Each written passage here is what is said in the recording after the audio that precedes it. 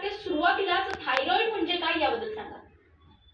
Actually thyroid म्हणजे आपल्या गळ्याच्या समोरच्या बाजूला म्हणजे इथे ग्रंथी असते. या ग्रंथीला आपण थायरॉईड ग्रंथी असं म्हणतो. थायरॉईड ग्रंथीचं कार्य म्हणजे थायरॉक्सिन हार्मोन तयार करणं हे असतं. थायरॉक्सिन हार्मोनचा उपयोग आपल्या शरीरातील मेटाबॉलिझमची प्रक्रिया नॉर्मल ठेवण्यासाठी होत असतो. आणि जेव्हा या ग्रंथीमध्ये काही डिस्टर्बन्स निर्माण होते किंवा थायरॉक्सिन हार्मोन तयार होण्याचं जे प्रमाण आहे, त्याच्यामध्ये असंतुलन निर्माण होतं. म्हणजेच थायरॉक्सिन हार्मोन कधी जास्त प्रमाणापेक्षा जास्त तयार होतं. काही पेशंटमध्ये प्रमाणापेक्षा कमी तयार होतं. त्या कंडिशनला आपण पेशंटला थायरॉइडचा आजार झाला असं म्हणत असतो. त्याच्यामध्ये हायपोथायरॉइडिझम असे प्रकार असतात.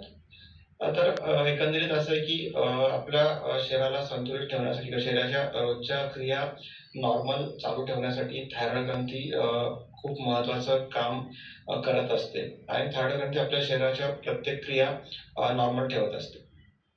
बरोबर. डॉक्टर, या थायरॉइडच्या आजाराचे प्रकार नेमके कोणकोणते असतात? ॲक्च्युअली थायरॉईडच्या आजाराचे प्रामुख्याने आपल्याला 4 प्रकार दिसतात की हायपोथायरॉइडिझम, हायपरथायरॉइडिझम, गॉइटर आणि थायरॉईड नोडूल. तर हायपोथायरॉइडिझम हा जो पहिला प्रकार आहे याच्यामध्ये थायरॉईड ग्रंथीमध्ये थायरॉक्सिन हार्मोनचं प्रमाण कमी प्रमाणात तयार होतं. म्हणजे आपल्या शरीराला रोज जी गरज आहे थायरॉक्सिन हार्मोनची ती कमी प्रमाण तयार होतं. त्यातनं जो प्रकार येतो तो हायपोथायरॉइडिझम. या प्रकारच्या थायरॉईडच्या आजारामध्ये पेशंटचं अचानक वजन वाढतं किंवा कारण नसताना वजनामध्ये आपल्याला वजन वाढलेलं दिसतं पेशंटचं. दुसरा प्रकार जो आहे तो आहे हायपरथायरॉइडिझम. या प्रकारच्या थायरॉईडच्या आजारामध्ये नमस्कार, मी वैशाली या कार्यक्रमात आपलं स्वागत.